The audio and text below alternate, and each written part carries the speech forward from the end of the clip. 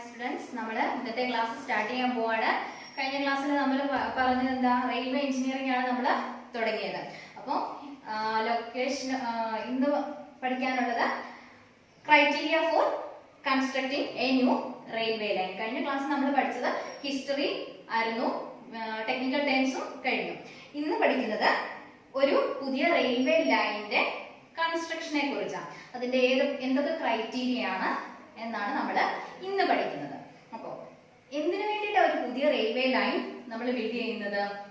ട്രാക്കിന്റെ പഴക്കവും അല്ലെങ്കിൽ ആ ഏരിയയിലെ ട്രാഫിക്കും ഒക്കെ കണക്കിലെടുത്ത് നമ്മൾ എന്ത് ചെയ്യും? ഒരു പുതിയ റെയിൽവേ ലൈൻ അവിടെ വേണം എന്ന് ഡിസൈഡ് ചെയ്യും. അങ്ങനെയാണ് നമ്മൾ പുതിയ റെയിൽവേ ലൈൻ കൺസ്ട്രക്ട് ചെയ്യാൻ ഉദ്ദേശിക്കുന്നത്. അത് 3 സ്റ്റേജുകളിലായിട്ടാണ് നടക്കുന്നത്. 3 സ്റ്റേജുകൾ. First one stage 1, second one stage 2, third one stage 3. Okay. First stage 1ൽ എന്താ പറയുന്നതെന്ന് വെച്ചാൽ, ആവശ്യമുള്ള മെറ്റീരിയൽസ് എല്ലാം തന്നെ ആ സൈറ്റിലേക്ക് ഫസ്റ്റ് കളക്ട് ചെയ്ത് കൊണ്ടുവരിക. അതാണ് സ്റ്റേജ് 1ൽ നമ്മൾ ചെയ്യുന്നത്. സ്റ്റേജ് 1ൽ എന്താ ചെയ്യുന്നത്? മെറ്റീരിയൽസ്, ആ ഒരു പുതിയ റെയിൽവേ ലൈനിന് വേണ്ടുന്ന മെറ്റീരിയൽസ് എല്ലാം തന്നെ ഫസ്റ്റ് കളക്ട് ചെയ്ത് ആ ഒരു സൈറ്റിലേക്ക് എത്തിക്കുന്നു. എന്തിനു വേണ്ടിയിട്ട്? അവിടെ കോസ്റ്റ് കുറയ്ക്കാൻ, ട്രാൻസ്പോർട്ടേഷൻ ചാർജസും ഒക്കെ കുറയ്ക്കാൻ വേണ്ടിയിട്ട്, ടൈം കുറയ്ക്കാൻ വേണ്ടിയിട്ട് മെറ്റീരിയൽസ്, കൺസ്ട്രക്ഷൻ മെറ്റീരിയൽസ് എല്ലാം തന്നെ ആദ്യമേ സൈറ്റിലേക്ക് കൊണ്ടുവരുന്നതാണ് സ്റ്റേജ് 1 എന്ന് പറയുന്നത്. Next stage 2. സ്റ്റേജ് 2 ആകുമ്പോൾ വർക്കുകളെല്ലാം തന്നെ പ്രൊസീഡ് ചെയ്യുന്നതാണ് സ്റ്റേജ് 2. സ്റ്റേജ് 2ലാണ് വർക്കുകൾ എല്ലാം നടക്കുന്നത്. നേരത്തെ ഉള്ള ലൈനിലൂടെ ജാഗ്രതയോടുകൂടി ട്രെയിനുകൾ, വെഹിക്കിൾസ് കടത്തിവിട്ട്, അതെന്തിനു വേണ്ടിയിട്ടാണ് കടത്തിവിടുന്നത്? നമ്മൾക്ക് ഫിനാൻഷ്യൽ ലോസ് ഉണ്ടാവാതിരിക്കാനും മറ്റുള്ള യാത്രക്കാരുടെ യാത്രകൾക്ക് തടസ്സം ഉണ്ടാകാതിരിക്കാനും വേണ്ടിയിട്ട് മറ്റുള്ള റെയിൽസിലൂടെ ട്രെയിനുകൾ കടത്തിവിട്ടിട്ട് ഈ ഒരു ട്രാക്കിനെ ബിൽഡ് ചെയ്തുകൊണ്ടിരിക്കുക. അതാണ് സ്റ്റേജ് 2ല് നടക്കുന്നത്. Next one stage 3. സ്റ്റേജ് 3ലാണ് ഫുള്ളി ബിൽഡായ ഒരു ട്രാക്ക് നമുക്ക് ലഭിക്കുന്നത്. ഈ പ്രാക്ടിക്കലി ഫുള്ളി ബിൽഡായ ഒരു ട്രാക്ക് നമുക്ക് ലഭിക്കുമ്പോൾ അത് അതോറിറ്റിയുടെ അപ്രൂവലിന് ശേഷം നമ്മൾ ട്രാഫിക്കിന് വിട്ടുകൊടുക്കുന്നു, ട്രെയിനുകൾ മൂവ് ആവാൻ വേണ്ടി വിട്ടുകൊടുക്കുന്നു. ഇതൊരു ബിഗ് പ്രോജക്റ്റ് ആണെങ്കിൽ ഇതിനെ സെക്ഷൻ ചെയ്യുന്നു. വിവിധ സ്റ്റേജുകളിലായിട്ട് സെക്ഷൻ ചെയ്ത് ആ ട്രാക്കിനെ ഡിവൈഡ് ചെയ്ത് ഓരോ സ്റ്റേജസ് ആയിട്ട് വർക്ക് മുന്നോട്ട് കൊണ്ടുപോകും. ഈ പറഞ്ഞ പോലെ തന്നെ വർക്ക് മുന്നോട്ട് കൊണ്ടുപോകുന്നതാണ് സ്റ്റേജ് 3 എന്ന് പറയുന്നത്. ഓരോ സെക്ഷനിലും എന്താ, ലോഡ് ടെസ്റ്റും കാര്യങ്ങളും എല്ലാം കഴിഞ്ഞിട്ടാണ് ഫുൾ ട്രാക്കും കംപ്ലീറ്റ് ആയതിനു ശേഷം മാത്രമാണ് ഈ ഒരു സാഹചര്യത്തിൽ നമ്മൾ ട്രെയിന് വേണ്ടിയിട്ട്, ട്രാഫിക്കിന് വേണ്ടിയിട്ട് വിട്ടുകൊടുക്കുന്നത്. ഓക്കെ, ആ ടോപ്പിക് അവിടെ കഴിഞ്ഞു. നെക്സ്റ്റ് നമ്മൾ റോഡ് സർവേയിൽ പഠിച്ചിട്ടുണ്ട്. എന്താ, റോഡ് എഞ്ചിനീയറിംഗിൽ കുറെ സർവേസ് ഉണ്ടെന്നൊക്കെ പഠിച്ചിട്ടുണ്ട്. അപ്പോൾ അതുപോലെ തന്നെ റെയിൽവേ ട്രാൻസ്പോർട്ടേഷനകത്തും സർവേസ് ഉണ്ട്. അതാണ് railway survey.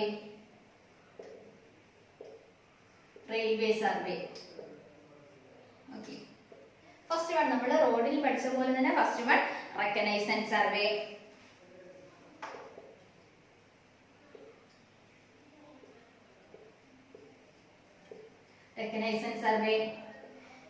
Second preliminary survey.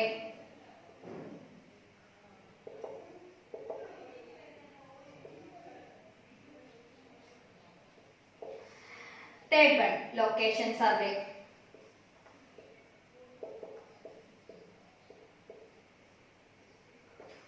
Fourth one railway electrification survey.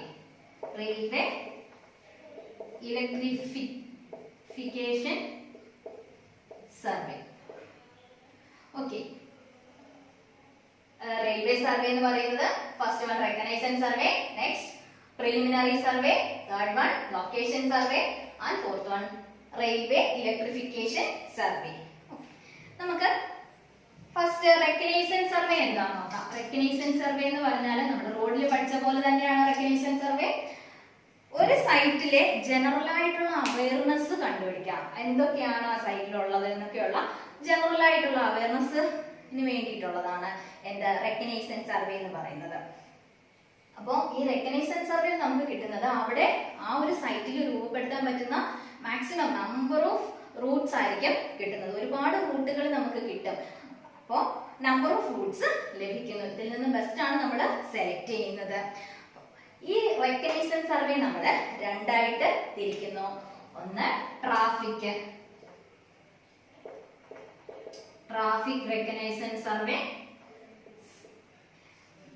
Next engineering reconnaissance survey.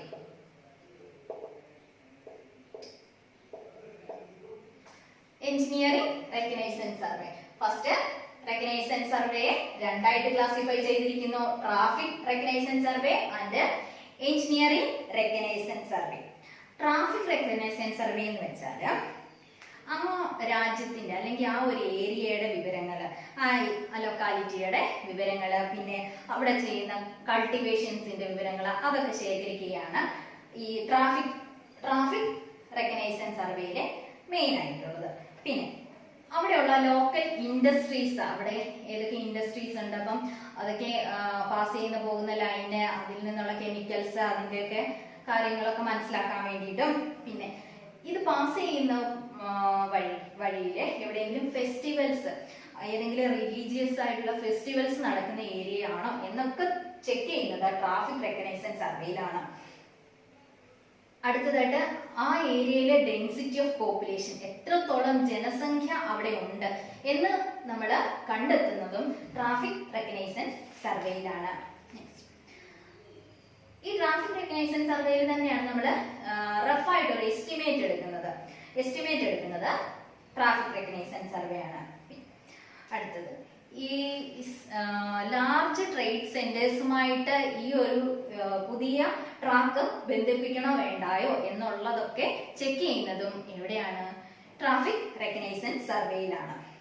അതുപോലെ എക്സ്പോർട്ട് ആൻഡ് ഇമ്പോർട്ട് സെന്റേഴ്സ്, പിന്നെ അതിന്റെ ഡെസിഗ്നേഷൻസ്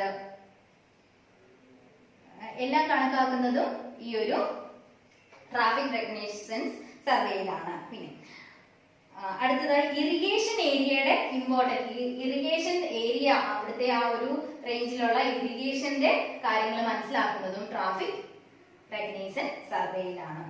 പിന്നെ ഇപ്പോൾ നിലവിലുള്ള ട്രാൻസ്പോർട്ട്സിന്റെ, അപ്പോൾ ഏത് ടൈമിലാണ് ഏതൊക്കെ ആണ് അതുവഴി പോകുന്ന ട്രെയിൻസ്, ഗുഡ്സ്, ഇവയൊക്കെ മനസ്സിലാക്കുന്നതും ട്രാഫിക് റെക്കഗ്നൈസൻസിലാണ്. നെക്സ്റ്റ് നമ്മൾ പറഞ്ഞു എഞ്ചിനീയറിംഗ് റെക്കഗ്നൈസൻസ് സർവേ. എഞ്ചിനീയറിംഗ് റെക്കഗ്നൈസൻസിനകത്ത് വരുന്നത് ഫിസിക്കൽ ഫീച്ചേഴ്സ് ഓഫ് കൺട്രി, ആ ഒരു രാജ്യത്തിന്റെ തന്നെ ആ ഒരു രാജ്യത്തിന്റെ ഫിസിക്കൽ ഫീച്ചേഴ്സ് എന്തൊക്കെയാണ്, ക്ലൈമറ്റ്, അങ്ങനെയുള്ള കാര്യങ്ങളൊക്കെ ചെക്ക് ചെയ്യുന്നത് എഞ്ചിനീയറിംഗ് റെക്കഗ്നൈസൻസിലാണ്. പിന്നെ സർഫസ് ഓഫ് ഗ്രൗണ്ട് എന്ന് പറഞ്ഞാൽ ലെവൽ ആണോ അതോ അണ്ടുലേഷൻസ് ഉണ്ടോ എന്നൊക്കെ ചെക്ക് ചെയ്യും. പിന്നെ nature of soil and classification, ഏത് ടൈപ്പ് സോയിലാണ്, പിന്നെ അതിന്റെ ക്ലാസിഫിക്കേഷൻ, അതായത് സോൺ 1 ആണോ 2 ആണോ 3 ആണോ, അങ്ങനെയുള്ള ക്ലാസിഫിക്കേഷൻ ഏതാണെന്നോ ചെക്ക് ചെയ്യുന്നു. വീണ്ടും സ്ട്രീമോ റിവറോ ലേക്കോ എന്തെങ്കിലും ആ ഒരു ലൈനിലൂടെ കടന്നു പോകുന്നുണ്ടോ എന്ന് ചെക്ക് ചെയ്യുന്നതും ഈ ഒരു പ്രോസസ്സിൽ തന്നെ. പിന്നെ പൊസിഷൻ ഓഫ് ഹില്ല് വരികയാണെങ്കിൽ നമുക്ക് അറിയാം എന്ത് ചെയ്യണം, ടണൽസ് വല്ലതും ടണൽസ് കൊടുക്കേണ്ടതായിട്ടുണ്ട്. അപ്പോൾ ആ ഒരു ടണൽസ് കണ്ടുപിടിക്കാൻ വേണ്ടി പൊസിഷൻ ഓഫ് ഹില്ല് മനസ്സിലാക്കും. Availability of materials and labour supply.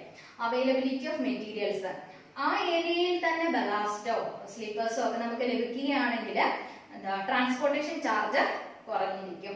പിന്നെ ലേബേഴ്സ്, അറിവുള്ള ആ ജോലിയുമായിട്ട് ബന്ധമുള്ള ആളുകൾ തന്നെ, ലേബേഴ്സ് അവിടെ തന്നെ ഉണ്ടെങ്കിൽ കോസ്റ്റ് കുറയ്ക്കാൻ സാധിക്കും. So availability of materials and labour സപ്ലൈയും ചെക്ക് ചെയ്യുന്നത് എഞ്ചിനീയറിംഗ് റെക്കഗ്നൈസൻസിൽ തന്നെയായിരിക്കും. ഓക്കെ, ഈ റെക്കഗ്നൈസൻസ് സർവേയില് എന്തൊക്കെ ഇൻസ്ട്രുമെന്റ് ആണ് യൂസ് ചെയ്യുന്നതെന്ന് നോക്കാം. ഏതൊക്കെ ഇൻസ്ട്രുമെന്റ്സ് ആണ് ഈ റെക്കഗ്നൈസേഷൻ സർവേയിൽ യൂസ് ചെയ്യുന്നതെന്ന്. First one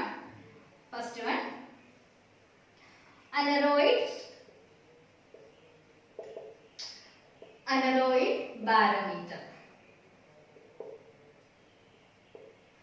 first aneroid barometer എന്തിനാണ്? റിലേറ്റീവ് ഹൈറ്റ് മെഷർ ചെയ്യാൻ വേണ്ടിയിട്ടാണ് അനറോയിഡ് ബാരോമീറ്റർ യൂസ് ചെയ്യുന്നത്. നെക്സ്റ്റ്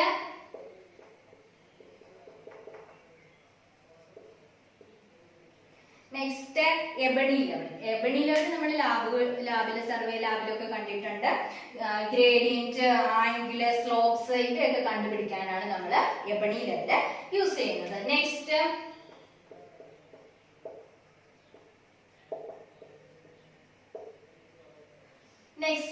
നമുക്കറിയാവുന്ന നമ്മള് വർക്കൊക്കെ ചെയ്യുന്ന കോമ്പസ്, പ്രിസ്മാറ്റിക് കോമ്പസ്. അതെന്തിനാ?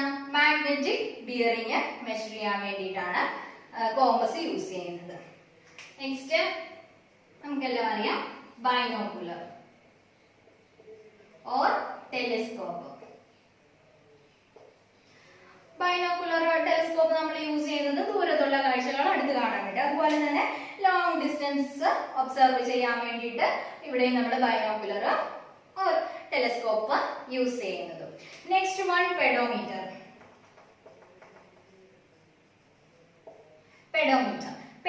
എന്തിനാ യൂസ് ചെയ്യുന്നത്?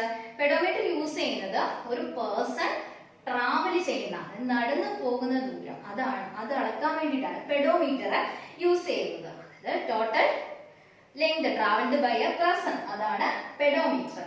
അത് നമ്മള് ട്രാക്കിൽ കൂടെ ഒരു ആൾ എത്ര ദൂരം നടക്കുന്നു, എങ്ങനെ ക്രോസ് ചെയ്യുന്നു, അതൊക്കെ കണ്ടുപിടിക്കാൻ വേണ്ടിയിട്ട് പെഡോമീറ്റർ യൂസ് ചെയ്യുന്നു. സോ റെക്കഗ്നൈസേഷൻ സർവേയിൽ യൂസ് ചെയ്യുന്ന 5 ഇൻസ്ട്രുമെന്റ്സ് ആണ് ഇതൊക്കെ. Aneroid barometer, ebony level, prismatic compass, binocular or telescope, last one pedometer. Okay, next നമ്മുടെ റെക്കഗ്നൈസേഷൻ സർവേ കഴിഞ്ഞു. അടുത്തത് പ്രിലിമിനറി സർവേ.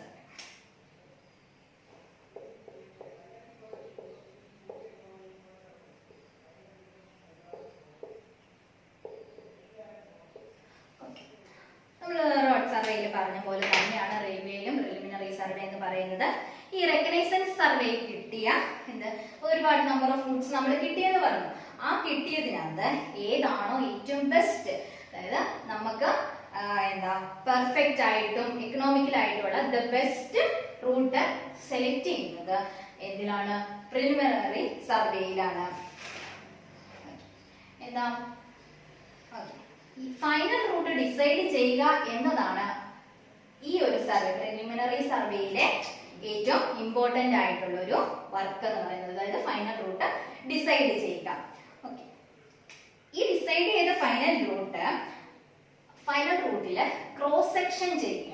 ഈ ഒരു സർവേയിൽ ചെയ്യുന്നത് വർക്ക് എന്ന് പറഞ്ഞാല് ഈ ക്രോസ് സെക്ഷൻ എടുക്കുകയും ഫീച്ചേഴ്സ് മാർക്ക് ചെയ്യും. നമ്മളുടെ ആ ഒരു റൂട്ടിലുള്ള ക്രോസ് സെക്ഷൻസ് മാർക്ക് ചെയ്യുകയും അവിടുത്തെ ഫീച്ചേഴ്സ് മാർക്ക് ചെയ്യുകയും ചെയ്യുന്നതാണ് ഈ ഒരു സർവേയിലെ പ്രധാനപ്പെട്ട വർക്ക് എന്ന് പറയുന്നത്.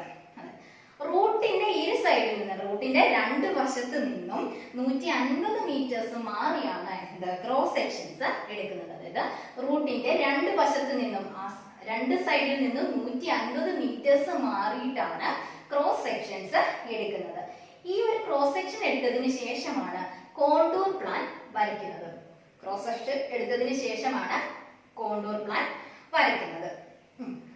അടുത്തതായിട്ട് നമ്മൾക്കറിയാം റെയിൽവേ പാസ് ചെയ്യുന്നിടത്തൂടെ ഒക്കെ റിവേഴ്സ് ഒക്കെ കടന്നു പോകുന്നുണ്ട്. അങ്ങനെ എന്തെങ്കിലും റിവർ കടന്നു പോയിട്ടുണ്ടെങ്കിൽ ഡീറ്റെയിൽഡ് ആയിട്ടുള്ള ഒരു സർവേ തന്നെ അവിടെ ചെയ്യേണ്ടി വരും. ഈ റിവറിന്റെ 1600 മീറ്റർ അപ്സ്ട്രീമിൽ നിന്നും 1600 മീറ്റർ ഡൗൺ സ്ട്രീമിൽ നിന്നും, 1600 മീറ്റർ അപ്സ്ട്രീമിൽ നിന്നും 1600 മീറ്റർ ഡൗൺ സ്ട്രീമിൽ നിന്നും ഒരു ഡീറ്റെയിൽഡ് ആയിട്ടുള്ള സർവേ നടത്തിയെങ്കിൽ മാത്രമേ ആ ഒരു വർക്ക് മുന്നോട്ട് കൊണ്ടുപോകാൻ സാധിക്കുകയുള്ളൂ. ഇങ്ങനെ ഈ ഒരു സർവേ, പ്രിലിമിനറി സർവേയിൽ നിന്ന് നമുക്ക് എന്താ മിക്ക എല്ലാ സഫീഷ്യന്റ് ആയിട്ടുള്ള എല്ലാ ഡേറ്റാസും നമ്മുടെ കയ്യിൽ ലഭിക്കുന്നതാണ്. അപ്പോൾ ഒരു ഡീറ്റെയിൽ എസ്റ്റിമേറ്റ് എടുക്കാമല്ലോ. ഡീറ്റെയിൽഡ് ആയിട്ടുള്ള ഒരു എസ്റ്റിമേറ്റ് എടുത്ത് എത്രയാണോ കൺസ്ട്രക്ഷൻ കോസ്റ്റ്, ആ ഒരു ട്രാക്കിന്റെ കോസ്റ്റ് എത്രയാണെന്ന് നമുക്ക് കണ്ടുപിടിക്കാൻ നമ്മളെ സഹായിക്കുന്ന ഒരു സർവേയും കൂടിയാണ് പ്രിലിമിനറി സർവേ. Next instrument. ഏതൊക്കെ ഇൻസ്ട്രുമെന്റ് ആണ് ഇതിന് യൂസ് ചെയ്യുന്നത് നോക്കാം. ഇൻസ്ട്രുമെന്റ് ഏതൊക്കെ ഇൻസ്ട്രുമെന്റ് ആണ് യൂസ് ചെയ്യുന്നത്? ഡംപി ലെവൽ, നമുക്കറിയാം, നമ്മൾ കണ്ടിട്ടുള്ളതാണ് dumpy level. Dumpy level, tacheometer, next plane table, നമ്മൾ വർക്ക് ചെയ്യുന്നതാണ് plane table. Next prismatic compass, അതും നമ്മൾ യൂസ് ചെയ്തിട്ടുണ്ട്. പ്രിസ്മാറ്റിക് കോമ്പസും യൂസ് ചെയ്തിട്ടുണ്ട്. ഓക്കെ, നെക്സ്റ്റ് മൂന്നാമത്തേതാണ് location survey. Location survey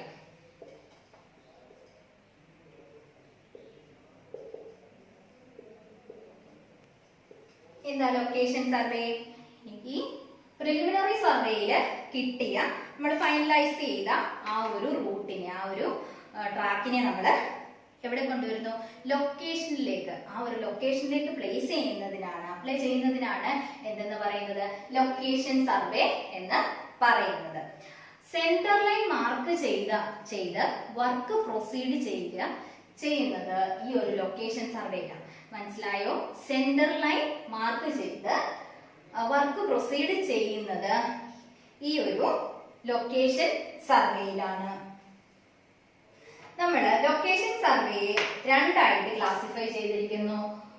location survey രണ്ടായി ക്ലാസിഫൈ ചെയ്തിരിക്കുന്നു. ഒന്ന് paper location survey, paper location survey. Next field location survey. Field location survey. Location survey രണ്ടായി ക്ലാസിഫൈ ചെയ്തിരിക്കുന്നു. Paper location survey and field location survey. Paper location survey എന്ന് വെച്ചാല് പേപ്പറിൽ വരയ്ക്കുന്ന final ഡ്രോയിങ്സിനെയാണ് paper location survey എന്ന് പറയുന്നത്. പേപ്പറിൽ വരയ്ക്കുന്ന എല്ലാം ഇൻക്ലൂഡഡ് ആയിട്ടുള്ള ഡ്രോയിങ്സിനെയാണ് നമ്മൾ പേപ്പർ ലൊക്കേഷൻ സർവേ എന്ന് വിളിക്കുന്നത്. അതിൽ ഗ്രേഡിയന്റ്, കർവ്, സ്ലോപ്പ്, ടണല്, കോണ്ടൂസ് ഇവയെല്ലാം തന്നെ ഈ പേപ്പർ ലൊക്കേഷൻ സർവേയിൽ ഉണ്ടാകും. അത് ഡീറ്റെയിൽ ആയിട്ട് ഇതിന്റെ എല്ലാം ഡീറ്റെയിൽസ് തന്നെ, മൈനർ എലമെന്റ്സ് ആയിട്ടുള്ള നമ്മുടെ സിഗ്നൽ ക്യാബിന് അങ്ങനെയൊക്കെയുള്ള എല്ലാ കാര്യങ്ങളും തന്നെ പേപ്പർ ലൊക്കേഷൻ സർവേയിൽ ആ ഡീറ്റെയിൽഡ് ആയി തന്നെ ആ ഒരു ഡ്രോയിങ്ങില് ഉണ്ടാകും. അതാണ് paper location survey. Next field location survey. ഈ പേപ്പർ ലൊക്കേഷനിലുള്ള ഡീറ്റെയിൽഡ് ആയിട്ടുള്ള ഡ്രോയിങ്സിനെ നമ്മൾ ഫീൽഡിലേക്ക് കൊണ്ടുവരുന്നതിനാണ് ഫീൽഡ് ലൊക്കേഷൻ സർവേ എന്ന് പറയുന്നത്. അതില് ബെഞ്ച് മാർക്ക്, ലെവൽസ്, മെഷർമെന്റ് എന്നിങ്ങനെ എല്ലാം തന്നെ ഫീൽഡില് ഉണ്ടാകും. 300 മീറ്റർ സെന്റർ ലൈനില് പെഗുകൾ ഡ്രിവൺ ചെയ്തിട്ടാണ് ഫീൽഡ് ലൊക്കേഷൻ സർവേ ചെയ്യാറ്. ഡയറക്ഷൻ ചേഞ്ച് ആവുന്ന ഭാഗം, ഡയറക്ഷൻ ചേഞ്ച് ആവുക എന്ന് പറയുന്നത് കർവുകളുടെ എന്താണ് സ്റ്റാർട്ടിങ്ങില് എൻഡിലെ ഇന്റർസെക്ഷൻ പോയിന്റ്സിനെ എല്ലാം തന്നെ മാർക്കിംഗ് കൊടുക്കും. ഫീൽഡ് ലൊക്കേഷൻ സർവേയില് മാർക്കിംഗ് കൊടുക്കുന്നതാണ്. പിന്നെ നമുക്കറിയാം, നമ്മൾ ഓരോ വർക്ക് ചെയ്യുന്നിടത്തും ബെഞ്ച് മാർക്ക് കൊടുക്കുമെന്ന് അറിയാം. അപ്പോൾ റെയിൽവേയിൽ ബെഞ്ച് മാർക്ക് കൊടുക്കുന്നത് ഓരോ 800 മീറ്ററിലും ബെഞ്ച് മാർക്ക് പ്രൊവൈഡ് ചെയ്യും. ഈ ഫീൽഡ് ലൊക്കേഷൻ സർവേയിലാണ് bridge, culvert, tunnels, station buildings, yards, signal cabin ഇവയുടെ ഒക്കെ തന്നെയും സെൻട്രൽ ലൈൻ മാർക്ക് ചെയ്യുന്നതും ഫീൽഡ് ലൊക്കേഷൻ സർവേയിലാണ്. നോക്കാം, ഈ ലൊക്കേഷൻ സർവേയില് ഏതൊക്കെ ഇൻസ്ട്രുമെന്റ് ആണ് യൂസ് ചെയ്യുന്നത്? Instrument used in location survey. First theodolite.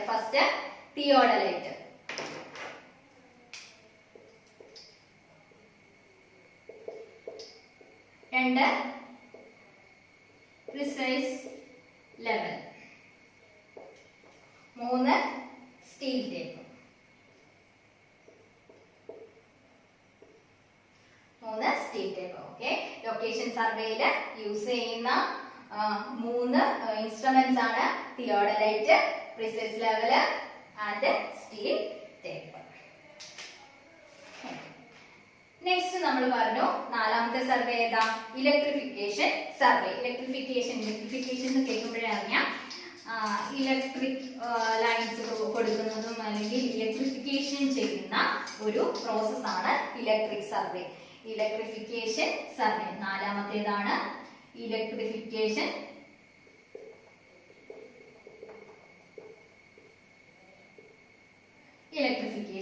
Survey. Electrification survey എന്ന് പറഞ്ഞാൽ ലൈൻസിനെ ഇലക്ട്രിഫിക്കേഷൻ ചെയ്യുന്ന പ്രോസസ് ആണ് ഇലക്ട്രിഫിക്കേഷൻ സർവേ. ഇതിനെ നമ്മൾ രണ്ടായിട്ട് തിരിച്ചിരിക്കുന്നു. Cost cum feasibility, cost cum feasibility survey and foot by foot survey survey.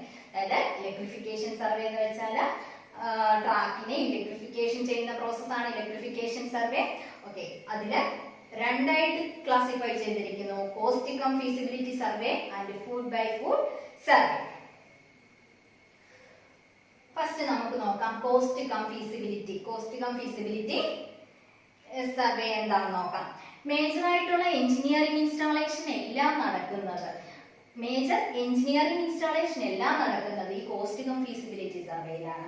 അതുപോലെ തന്നെ സിഗ്നൽസ് എല്ലാം ഇലക്ട്രിഫിക്കേഷൻ ആണ്. അപ്പോൾ സിഗ്നൽസ് പ്രൊവൈഡ് ചെയ്യുന്നതും കോസ്റ്റ് കം ഫീസിബിലിറ്റി. അപ്പോൾ കോസ്റ്റ് എന്ന് വെച്ചാൽ എന്താ? ക്യാഷ്. അപ്പൊ കോസ്റ്റ് എത്ര പണമായി ഇലക്ട്രിഫിക്കേഷനുള്ള കോസ്റ്റ് കണ്ടുപിടിക്കുന്നതും കോസ്റ്റ് കം ഇലക്ട്രിഫിക്കേഷൻ സർവേയിലാണ്. അപ്പൊ cost cum feasibility survey. Okay, next foot by foot survey. Foot by foot survey എന്ന് വെച്ചാല് സിഗ്നൽസ് എത്ര ഡിസ്റ്റൻസിലാണ് എന്ന് കണക്കാക്കുകയും എവിടെയൊക്കെ വയർ ജംഗ്ഷൻസ്, ബോക്സസ്, ക്രെയിൻസ് അല്ലെങ്കിൽ ബ്ലോക്സ് എന്നിവ വേണമെന്നൊക്കെ കണ്ടുപിടിക്കുന്നതും ഫുഡ് ബൈ ഫുഡ് സർവേയിലാണ്. നെക്സ്റ്റ് ട്രാക്കിന്റെ layout, chainage of turn out, cross over എവിടെയൊക്കെ വേണം, അല്ലെങ്കിൽ ഡയമണ്ട് ക്രോസിംഗ് എവിടെയൊക്കെ വേണം, ഇതൊക്കെ കണ്ടുപിടിക്കുന്നത് ഈ ഒരു സ്റ്റേജിലാണ്.